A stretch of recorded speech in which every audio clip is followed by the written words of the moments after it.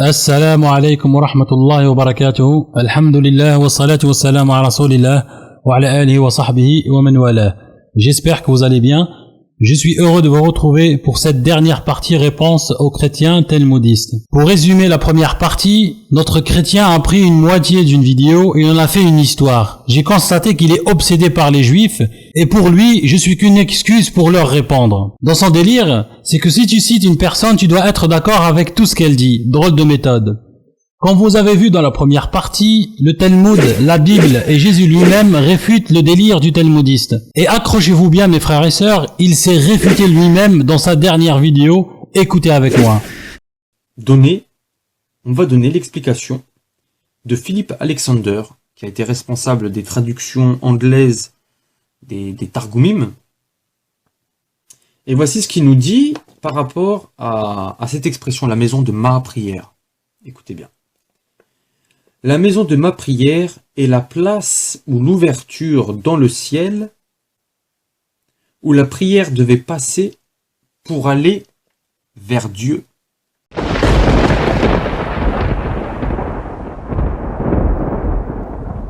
Je répète. La maison de ma prière est la place ou l'ouverture dans le ciel où la prière devait passer pour aller vers Dieu.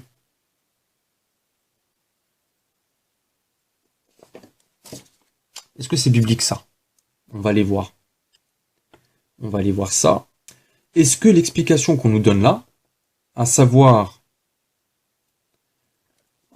que la maison de ma prière est une référence, donc en l'occurrence selon Philip Alexander, à une place ou à l'ouverture dans le ciel où la prière devait passer pour aller vers Dieu, est-ce que bibliquement c'est fondé? Eh bien c'est ce qu'on va voir. Vous allez dans le deuxième livre des Chroniques, au chapitre 6, à partir du verset 32. On nous dit: quand l'étranger, qui n'est pas de ton peuple d'Israël, viendra d'un pays lointain, à cause de ton grand nom, de ta main forte et de ton bras étendu, quand il viendra prier dans cette maison, donc en parlant du temple, dans cette maison, exauce-le des cieux.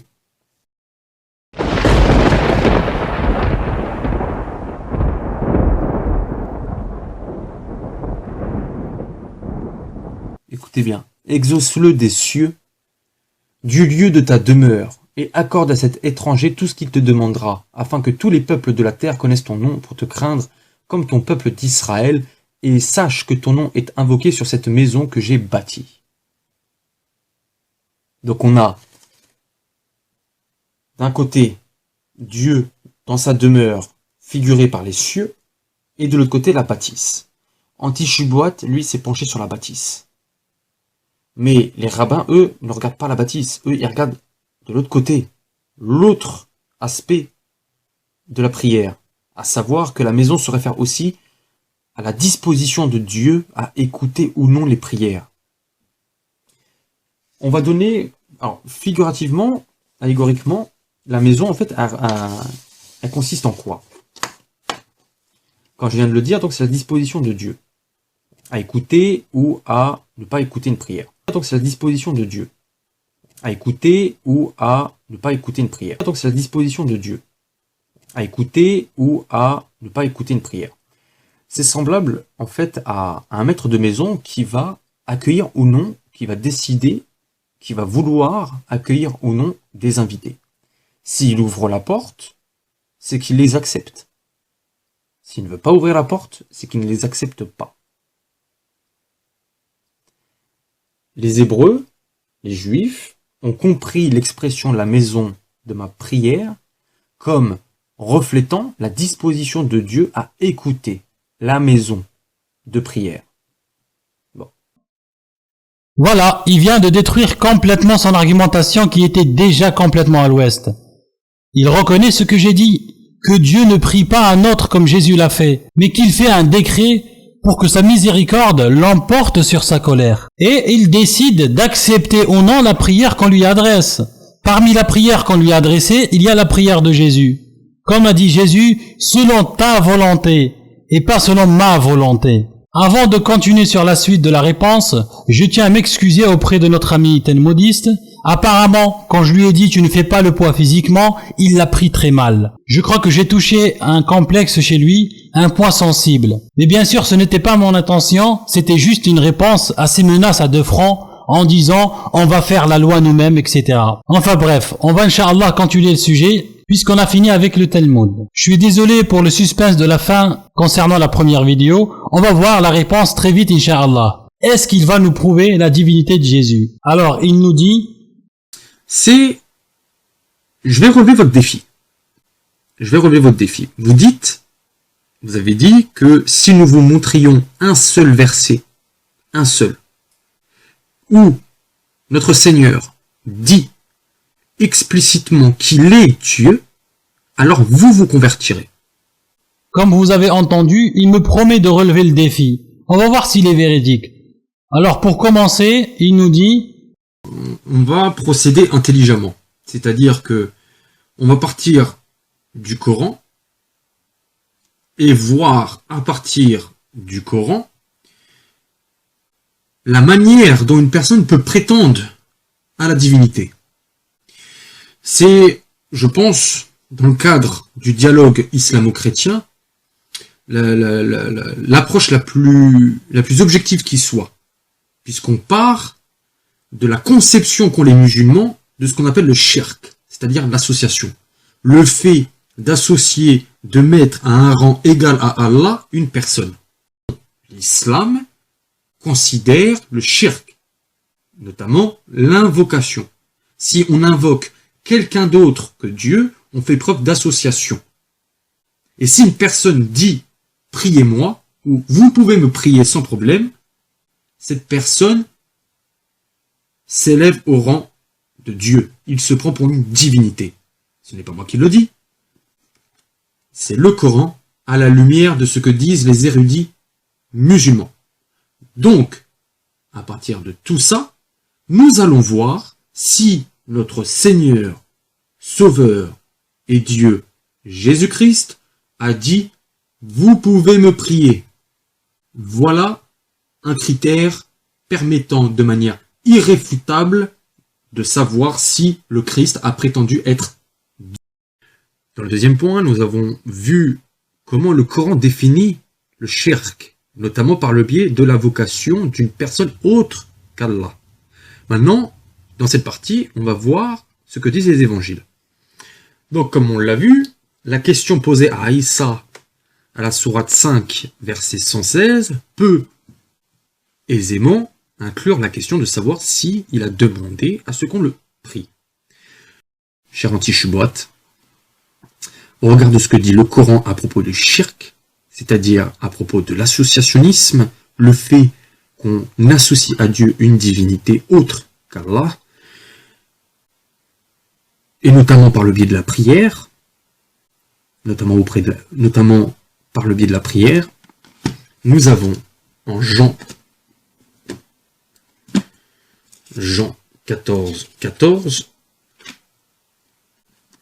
une claire affirmation que le Christ est Dieu.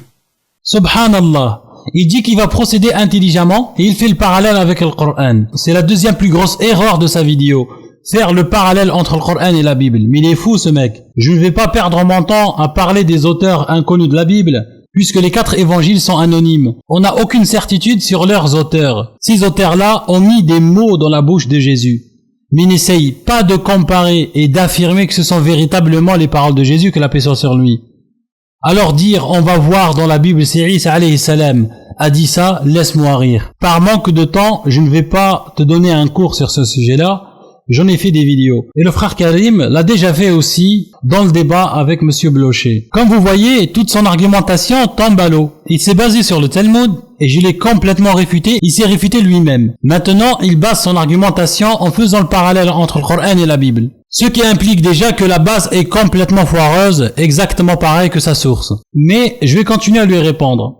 Après son argumentation foireuse, que je viens de réfuter mais complètement, il nous sort le fameux verset tant de fois attendu pour nous montrer la divinité de Jésus, en disant qu'on ne pourra jamais le réfuter. On va l'écouter. Où est-ce que notre Seigneur a dit qu'il est Dieu, notamment par le biais de la prière. Eh bien, nous allons, Évangile selon Saint Jean, chapitre 14,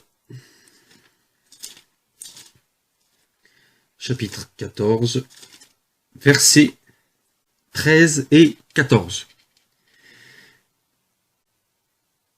Et tout ce que vous demanderez en mon nom, je le ferai, afin que le Père soit glorifié dans le Fils. Écoutez bien. Et si vous me demandez quelque chose en mon nom, je le ferai. Je répète. Et tout ce que vous demanderez en mon nom, je le ferai, afin que le Père soit glorifié dans le Fils. Si vous me demandez quelque chose en mon nom, je le ferai. Alors, il nous cite le verset de l'auteur de l'Évangile selon Jean, 14, 13, 14. Pour commencer, ce verset n'est pas du tout explicite, et Jésus ne réclame en rien sa divinité. Je vais t'apprendre, cher ami talmudiste, ce qu'est un verset explicite. On va ouvrir l'Évangile selon Jean, 17, 3. Jean, chapitre 17. Or, la vie éternelle, c'est qu'ils te connaissent, toi, le seul vrai Dieu, et celui que tu as envoyé, Jésus-Christ. Jean 20, 17. Jean, chapitre 20. Jésus lui dit, ne me touche pas, car je ne suis pas encore monté vers mon Père, mais va trouver mes frères, et dis-leur que je monte vers mon Père et votre Père, vers mon Dieu et votre Dieu. Jean 5, 30. Jean, chapitre 5. Je ne puis rien faire de moi-même. Selon que j'entends, je juge, et mon jugement est juste, parce que je ne cherche pas ma volonté, mais la volonté de celui qui m'a envoyé. Luc 18, 18 et 19. Évangile de Luc, chapitre 18. Un chef interrogea Jésus et dit, « Bon maître, que dois-je faire pour hériter la vie éternelle ?» Jésus lui répondit, « Pourquoi m'appelles-tu bon ? Il n'y a de bon que Dieu seul. » Etc. Voilà des versets explicites où Jésus nie complètement sa divinité. Si ton verset était explicite, tu n'aurais pas besoin d'une vidéo de 57 minutes en utilisant les Juifs, le Coran, et pour finir sortir un verset complètement foireux et qui n'a rien d'explicite. Mais ne pleure pas s'il te plaît, je vais quand même te répondre au verset que tu as cité. Alors notre ami chrétien talmudiste nous cite Jean 14, 14. On va écouter la lecture qu'il fait. Évangile selon Saint Jean, chapitre 14,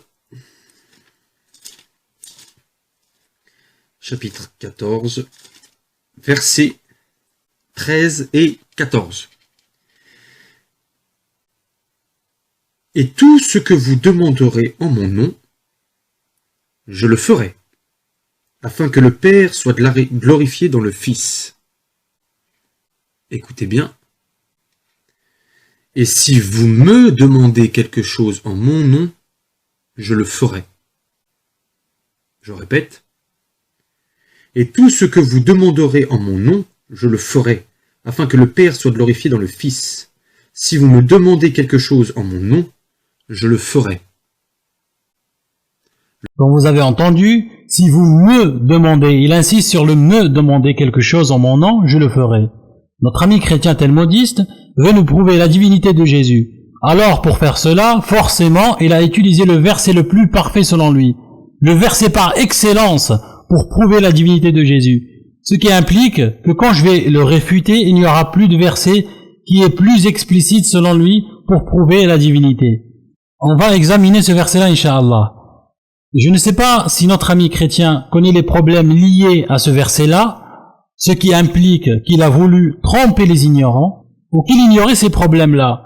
Alors, ce qui signifie qu'il est lui-même ignorant et incompétent. Je vous laisse décider, cher auditeur, comme il le dit si bien. Mais il faut savoir que ce verset-là est absent complètement de certains codex et présent dans d'autres. C'est un problème de taille qui met complètement à l'eau l'argumentaire du chrétien en question. On va faire un petit tableau, Inch'Allah, ici, pour que vous compreniez de quoi je parle. Suivez avec moi. le verset est absent, mais complètement dans quelques codex. La minorité des codex est présent dans la majorité. Regardez avec moi la liste de ce tableau. Vous voyez ici à gauche les noms des codex et à droite la présence ou l'absence du verset en question. Alors ici, on a par exemple les manuscrits 565, le codex Mona 106, le codex Sidilianus, la version syriaque sinaïtique, des manuscrits de la Vulgate, la version géorgienne et arménienne. Voilà, comme vous voyez ici dans la liste devant vous. Dans tous ces codex qui sont en jaune, le verset il est absent. Dans les codex qui sont en vert, le verset il est présent. Le papyrus 66-75, le codex Sinaiticus, le codex Vaticanus, Bézé, Athos Lavrensis, etc., etc., comme vous voyez ici, Alexandrianus, byzantin, les 4 versions coptes, beaucoup de vieux manuscrits latins, la version éthiopienne, la version slavon, etc. Moi, ce qui m'intéresse, ce n'est pas l'absence ou la présence du verset au complet. Ce qui m'intéresse, c'est le ME, me demander. Faut savoir que le ME aussi, il y a un problème. Il est absent de la majorité des codex et présent dans la minorité. Ça veut dire le contraire du verset au complet. Regardez ici le tableau avec moi. Par exemple, il est absent dans Alexandrinus, Bézé, Cyprius, etc. Dans les versions coptes, éthiopiennes, salvan, manuscrits de la Vulgate, les manuscrits de la vieille latine, etc., etc. Ça veut dire dans la majorité. Il est présent dans le papyrus 66, dans le codex Sinaiticus, Vaticanus, etc. Ici, comme vous voyez, une minorité. Le verset ne prouve en rien la divinité de Jésus, et pour couronner le tout, il y a un énorme problème. Le verset est absent dans des codex, présent dans d'autres. Le ME, absent dans la majorité des codex, est présent dans la minorité des autres codex. Bien sûr, je n'ai pas tout nommé, sinon on finira pas. Ce qui m'intéresse, comme je l'ai dit tout à l'heure, ce n'est pas l'absence du verset au complet, mais le fameux ME. Quand on lit le verset en question dans Jean 14:14 avec le ME, on trouve une incohérence et un non-sens. Regardez avec moi. Si vous me demandez quelque chose en mon nom, je le ferai. Ça veut rien dire. Ça ne veut rien dire cette phrase. Si vous me demandez en mon nom. La phrase est trop bizarre. On va lire le verset sans le ME. Si vous demandez quelque chose en mon nom, je le ferai. Et là, le verset, il prend son sens. On va regarder quelques traductions du verset en question dans différentes Bibles. Regardez ici, si vous demandez quelque chose en mon nom, je le ferai. Dans la traduction Louis II. Dans Sommer, je le répète, si vous demandez quelque chose en mon nom, je le ferai.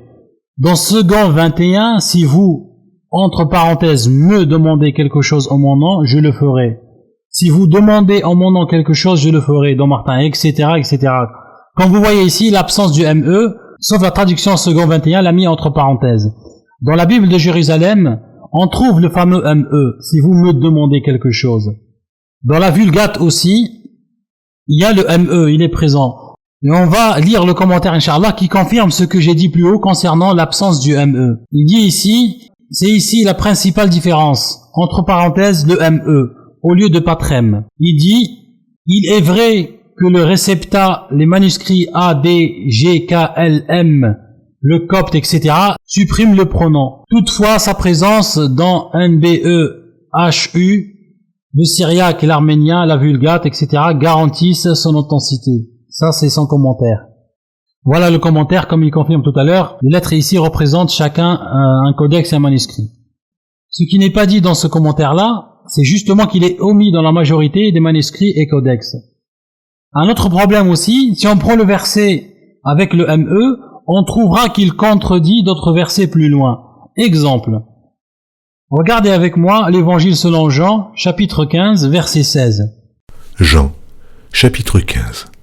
Ce n'est pas vous qui m'avez choisi, mais moi je vous ai choisi, et je vous ai établi, afin que vous alliez et que vous portiez du fruit, et que votre fruit demeure, afin que ce que vous demanderez au Père en mon nom, il vous le donne. Pareil, dans l'Évangile selon Jean, chapitre 16, verset 23. Jean, chapitre 16. En ce jour-là, vous ne m'interrogerez plus sur rien. En vérité, je vous le dis, ce que vous demanderez au Père, il vous le donnera en mon nom. Jusqu'à présent, vous n'avez rien demandé en mon nom. Demandez, et vous recevrez afin que votre joie soit parfaite.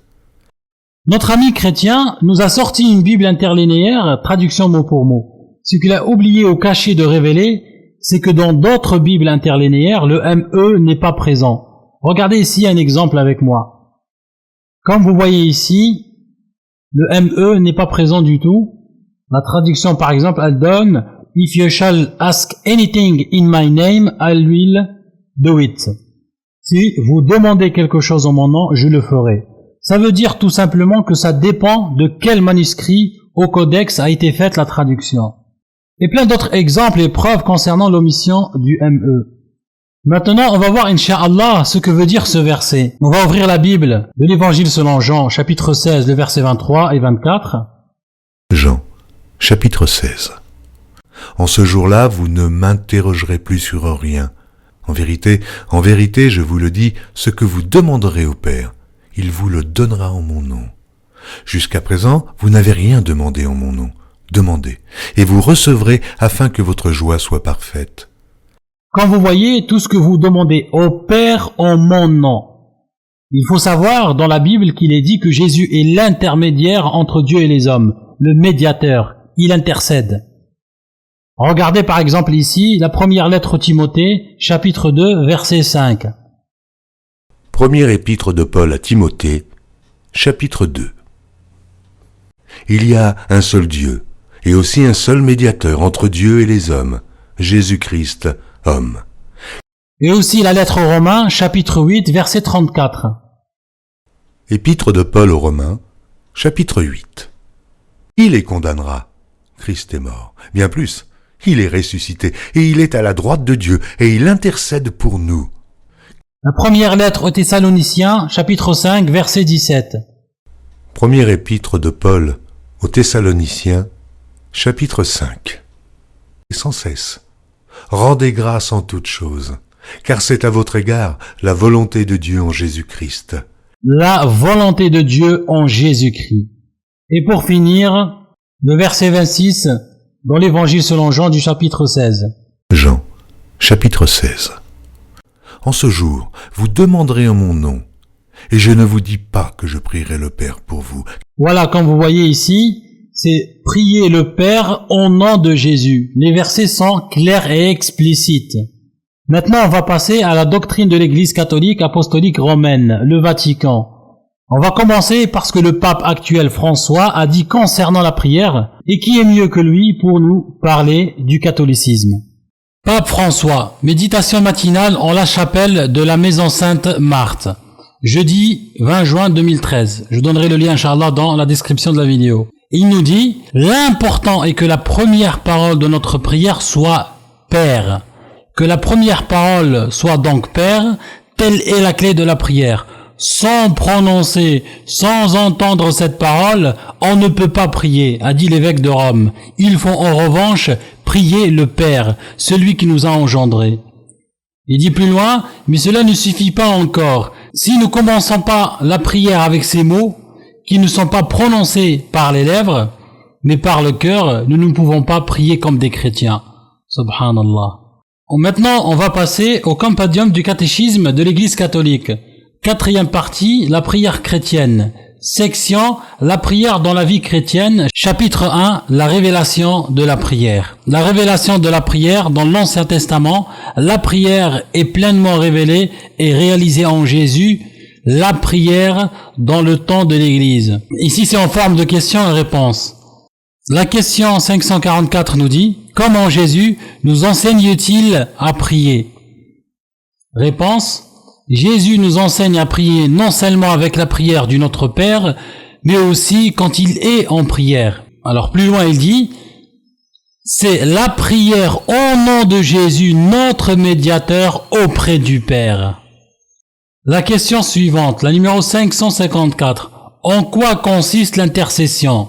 La réponse, l'intercession consiste à demander en faveur d'un autre. Elle nous conforme et nous unit à la prière de Jésus qui intercède auprès du Père pour tous les hommes. La question 560, quel est le chemin de notre prière? Le chemin de notre prière est le Christ, car elle s'adresse à Dieu, notre Père, mais ne parvient jusqu'à lui que si, au moins de façon implicite, nous prions au nom de Jésus. Plus loin, c'est pourquoi la prière liturgique s'achève par la formule « Par Jésus, le Christ notre Seigneur ».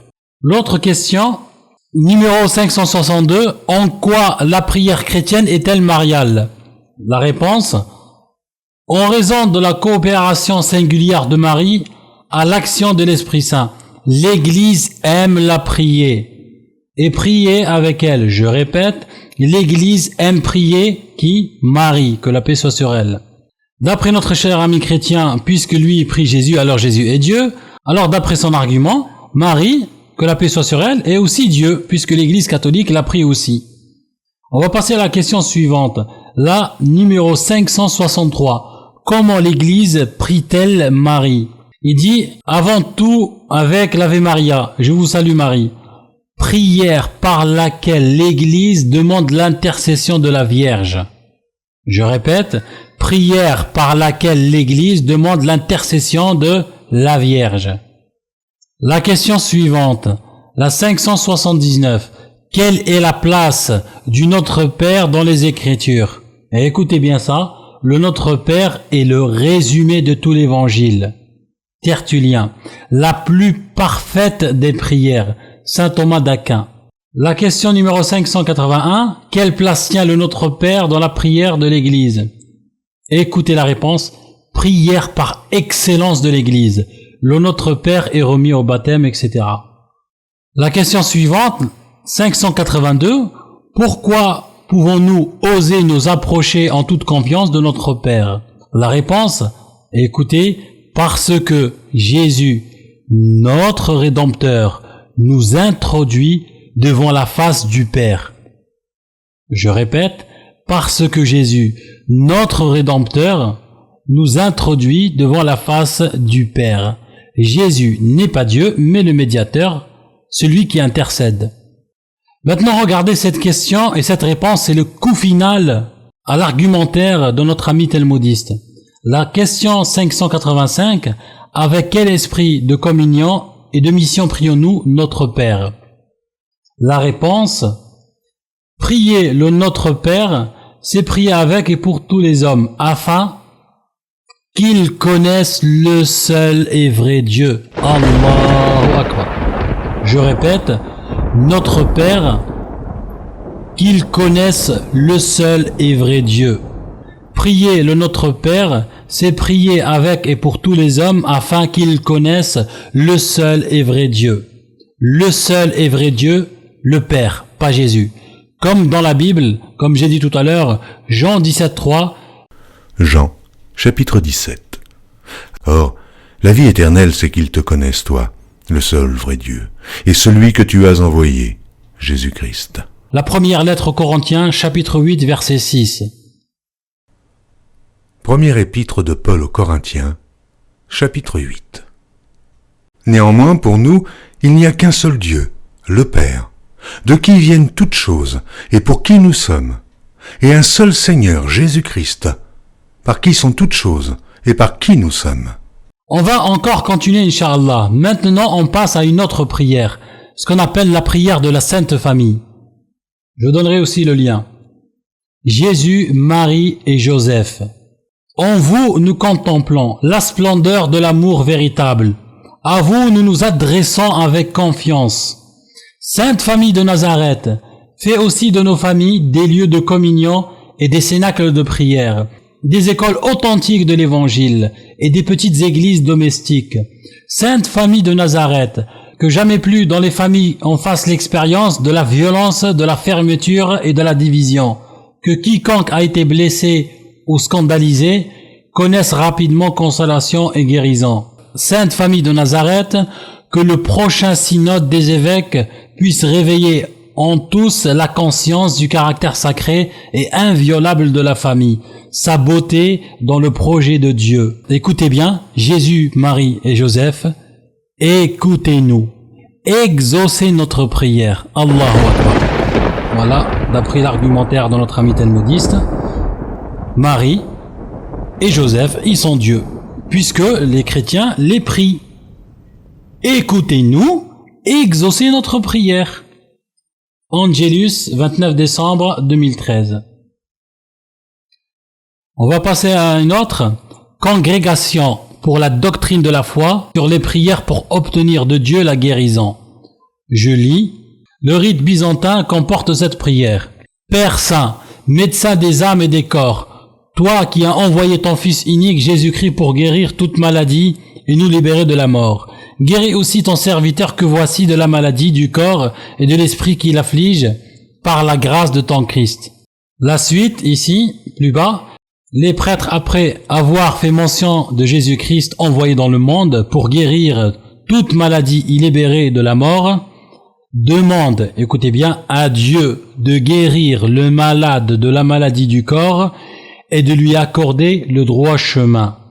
Demandez à qui? À Dieu. Au nom de qui? De Jésus. Et vous avez bien sûr d'autres prières comme la prière du pape Jean-Paul II à Notre-Dame de Guadeloupe, la prière du pape Jean-Paul II à Saint François d'Assise, etc., etc. Alors pour résumer, même la doctrine de l'Église catholique contredit notre ami le talmudiste. Ils doivent prier le Père en mentionnant le nom de Jésus. Pourquoi? Tout simplement, je cite, « Notre Père s'est prié avec et pour tous les hommes afin qu'ils connaissent le seul et vrai Dieu. » Afin qu'ils connaissent le seul et vrai Dieu, qui est le Père. On va continuer sur Allah la réponse. Il nous dit, dans une vision, Anani, me voici Seigneur. C'est quoi ça? C'est lorsque Dieu appelle un croyant. De la même manière, lorsque Dieu appelle Abraham, on lui dit Abraham, qu'est-ce qu'il répond Abraham? Me voici. C'est des expressions typiques d'une relation entre Dieu et les croyants. comme vous avez entendu, l'expression « me voici » ou « me voici Seigneur » est l'expression, d'après notre ami talmudiste, typique d'une relation entre Dieu et les croyants. Grâce à la clairvoyance de notre cher ami talmudiste, on vient de mettre à jour plusieurs dieux. Exemple. 1 Samuel, chapitre 3. Mais Élie appela Samuel et dit, « Samuel, mon fils ?» Il répondit, « Me voici. » La Genèse, chapitre 22. Alors l'ange de l'Éternel l'appela des cieux et dit, « Abraham, Abraham !» Et il répondit, « Me voici. » La Genèse, chapitre 37. Israël dit à Joseph, « Tes frères ne font-ils pas paître le troupeau à Sichem? Viens, je veux t'envoyer vers eux. » Et il répondit, « Me voici. » Mais je vois d'ici notre ami chrétien dire que non, ce n'est pas la même chose, puisqu'il dit « Me voici Seigneur ». Comme moi, je suis très très gentil comme il l'a dit, je ne vais pas décevoir notre ami quand même. Écoute-moi ce verset-là. 1 Samuel, chapitre 22. Saül dit, « Écoute, fils d'Akitub. » Il répondit, « Me voici, mon Seigneur. » Voilà, subhanallah. Alors, Sol est Dieu, d'après notre génie talmudiste. Bravo, tu viens de nous apprendre qu'il y a un autre Dieu caché dans la Bible qui est Sol. Le pauvre, les claques qu'il prend, j'ai presque pitié pour lui, mais bon, comme il aime bien se faire fouetter, on va continuer. Il nous dit, le ferait. Saint Étienne l'a fait. Saint Étienne l'a fait. Et Saint Paul témoigne que les chrétiens du temps des apôtres priaient le Christ. Alors, je vois d'ici l'objection musulmane qui va dire ça a dû sûrement être une influence de Saint Paul. C'est Saint Paul qui a dû corrompre la foi des chrétiens, etc. Alors, on va mettre les choses au clair. Étienne, lorsqu'il fut lapidé, était-ce avant ou après la conversion de Paul? Ça a été avant que Paul ne se convertisse. À cette époque-là, il se faisait appeler Saul. Bon. Et les actes nous montrent justement que Saul était présent lors de la lapidation d'Étienne et qu'il approuvait le meurtre. Ça veut dire quoi? Ça veut dire qu'à ce moment-là, Saul combattait la foi chrétienne. Donc, à ce moment précis, les chrétiens, si on prend compte et le présupposé musulman, les chrétiens ici n'avaient reçu aucune influence de saint Paul. Aucune. Subhanallah, il nous dit comment Paul aurait pu influencer Saint Étienne quand il a invoqué Jésus alors que Paul à cette époque-là n'était pas chrétien. Il était présent quand Saint Étienne s'est fait lapider. Regardez cette dissimulation subtile encore une fois. Les actes des apôtres sont attribués à l'auteur de l'évangile selon Luc. Les exégètes nous disent que Luc est le disciple de Paul. Alors automatiquement, l'auteur des actes des apôtres sont écrits sous l'influence de Paul. Alors ce n'est pas un argument du tout. Il nous dit ici, vous avez deux choix. Anti-Chuboat, vous avez deux choix. Soit vous continuez à nier que les évangiles n'affirment pas la divinité du Christ, mais dans ce cas-là, vous êtes en contradiction avec la sourate 35, verset 14. Soit vous reconnaissez qu'en Jean 14, 14 et son application par la suite, comme on l'a vu, avec Étienne, avec le témoignage de Paul et Ananie, soit vous reconnaissez qu'en Jean 14, 14, le Christ affirme bel et bien sa divinité au regard de ce que dit votre Coran, Anti-Chuboat, à la lumière de ce que dit votre Coran, pas le mien, le vôtre, et ce que en disent vos commentateurs. Si vous reconnaissez ça, alors vous devrez reconnaître votre faute. Mais bien plus que ça, monsieur Anti-Chuboat, vous devrez faire une vidéo où vous professez la foi chrétienne, où vous dites que vous allez vous convertir. Notre ami chrétien a fait une vidéo de 57 minutes pour nous prouver que Jésus est Dieu. Résultat des courses, il a prouvé le contraire. Il a prouvé la non-divinité de Jésus tout simplement. Il a utilisé le Talmud, le Coran, la Bible, et pour finir, tout ça se retourne contre lui. Quand vous l'avez constaté, il n'a pas tenu sa promesse, ce qui implique que Jésus n'est pas Dieu. Il m'a dit que s'il réussit à me prouver la divinité de Jésus, avec des preuves factuelles et irréfutables, je devrais faire une vidéo pour me convertir au catholicisme. Comme on a vu, il n'a pas réussi à le prouver. Ce qui me reste à dire est « Ashhadu an la ilaha illallah, wahdahu la sharika lah, wa ashhadu anna Muhammadan abduhu wa rasuluh, wa ashhadu anna Isa abduhu wa rasuluh » Ce qui donne en français « J'atteste que rien ne mérite d'être adoré excepté Allah, et j'atteste que Muhammad est le messager d'Allah, et j'atteste que Isa est le messager d'Allah, que la paix soit sur eux. Bismillahirrahmanirrahim. وَقُلْ جَاءَ الْحَقُّ وَزَهَقَ الْبَاطِلُ إِنَّ الْبَاطِلَ كَانَ زَهُوقًا. Alors, cher ami chrétien, tu dois aussi confesser l'attestation de foi que je viens de dire, et voilà un cadeau pour toi. Le frère Abdallah et le frère Karim t'attendent dans la mosquée si tu es véridique, bien sûr. Et il me dit... Ce que je vous propose, moi d'abord, c'est arrêter vos vidéos. Franchement, arrêtez. Vos vidéos font mal à la tête tellement c'est énormissime en mensonges, en amateurisme, enfin bref, arrêtez vos vidéos. Il me supplie d'arrêter mes vidéos et d'aller étudier. Mes vidéos lui font mal à la tête, comme pour Satan qui prend la fuite quand le Coran est récité. Et si je n'arrête pas mes vidéos, qu'est-ce qui va m'arriver? On va l'écouter. Si vous ne le faites pas, je vais être sur votre dos. Je vais être sur votre dos. Je vais prendre chacune de vos vidéos et je vais les dépecer séquence par séquence. Séquence par séquence. Je vais démontrer que vous n'êtes qu'un menteur, vous n'êtes qu'un falsificateur, vous n'êtes qu'un amateur. Alors il me menace qu'il sera sur mon dos et qu'il prendra chacune de mes vidéos, qu'il va les dépecer séquence par séquence, comme ça il va démontrer que je suis qu'un menteur, un falsificateur, un amateur comme il dit. Mais ce qu'il a fait est tout le contraire, puisqu'il n'a pas pris la vidéo séquence par séquence, mais juste une seule séquence, celle du juif, et il a zappé la nôtre. Il nous a démontré son ignorance, son amateurisme et sa falsification, etc., etc. En fin de compte, des promesses en l'air qu'il n'arrive pas à tenir.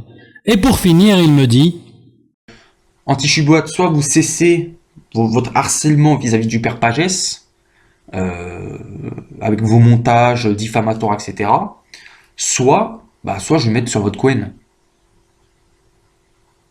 Et les gens qui me connaissent savent pertinemment que quand je me mets sur le dos de quelqu'un, je ne lâche plus. Je ne lâche plus. Donc soit vous cessez vos vidéos et vous prenez le temps d'étudier. S'il faut 10 ans pour étudier, vous prenez 10 ans. Mais arrêtez. Arrêtez parce que ça vous dessert plus que ça ne vous sert.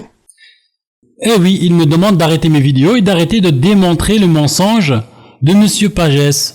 Ma réponse est la suivante, et écoute-la bien. Tant que Monsieur Pagès veut remplir les églises vides avec des musulmans, je crois que notre devoir à chacun d'entre nous, c'est d'évangéliser, de ne pas avoir peur. Tant que Monsieur Pagès veut manipuler les musulmans, Pas d'autre façon de faire que de démonter l'islam, que de détruire l'islam dans leur esprit. tant que Monsieur Pagès continue dans son délire, Parce que l'islam en soi est une machination démoniaque pour les empêcher d'être chrétiens. Et tant qu'ils seront musulmans, ils ne pourront pas être chrétiens. je ne vais pas le lâcher. Et moi, je ne vais pas te dire demande à ceux qui me connaissent. Non, pas besoin. Tu le vois et tu le verras par toi-même. Alors fais-moi plaisir. Merci parce que tu es du pain béni pour moi. Alhamdulillah, la vérité est apparue et le mensonge a disparu. Ce chrétien talmudiste ne cherche que le buzz. La preuve, dès qu'il fait une autre vidéo, il n'y a que quelques vues. Mais dès qu'il rajoute Anti-Shubuhat à son titre, le nombre de vues augmente. Voilà pourquoi le contenu n'y est pas, c'est juste une affaire de buzz. Alors, je ne vais plus perdre mon temps avec lui. S'il a envie de continuer à aboyer, qu'il continue. Ça ne me dérange en rien. Avant de clôturer la vidéo, je vais te dire quelque chose. À ton avis, pourquoi tu essayes de prouver la divinité de Jésus dans la Bible ? Est-ce que tu as déjà trouvé un musulman faire une vidéo ou une conférence pour prouver que Allah est le Dieu dans le Coran ? Ou un juif pour prouver que Yahvé est l'Éternel dans l'Ancien Testament ou la Torah ? Non, parce que c'est clair et net. Il n'y a rien à prouver. Mais vous êtes les seuls à vouloir prouver qui est votre Dieu. Pourquoi à ton avis ? Je vais te laisser méditer sur ça. Je demande quand même à Allah subhanahu wa ta'ala, dans ce mois béni, qu'il te guide vers la vérité si tu es sincère. Sur ce, j'espère que la vidéo était profitable. Prenez soin de vous. À la prochaine fois, Inch'Allah. Alhamdulillah, alladhi bi ni'matihi tatimmu salihat. والصلاة والسلام على رسول الله وعلى آله وصحبه ومن والاه.